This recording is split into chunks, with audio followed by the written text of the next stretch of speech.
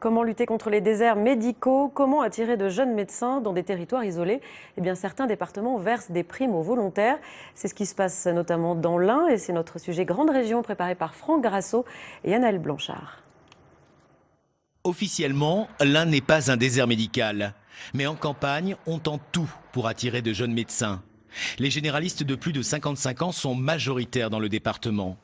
Pour assurer le renouvellement, les internes de Lyon sont donc bien vus.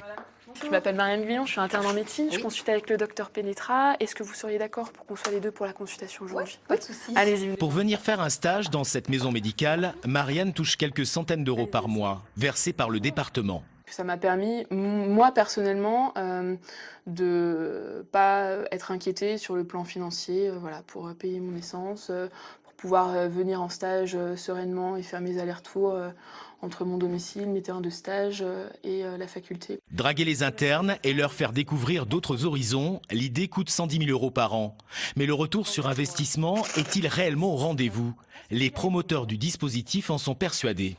80% des internes qui sont venus dans le département ont remplacé leur maître de stage ou remplacé dans le département. Donc très clairement, d'avoir fait un stage, ça leur a donné envie de venir remplacer. Et pour certains, 19, de s'installer après dans le département de l'Ain. Ça fait pas lourd, 19 quand même. Ça fait pas lourd, mais c'est déjà ça. Durant ses études, Céline Le Bihan a bénéficié de l'aide du département.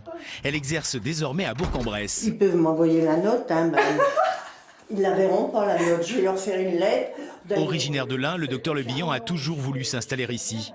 Elle a donc vécu ce coup de pouce financier comme une reconnaissance. Là où, à mon avis, les politiques incitatives sont à mener, c'est plutôt pour faire en sorte que ceux qui sont originaires de la région aient envie d'y rester, aient envie de s'y installer, et du job pour les conjoints, mais surtout eux où ils trouvent un mode d'exercice et un lieu de travail intéressant.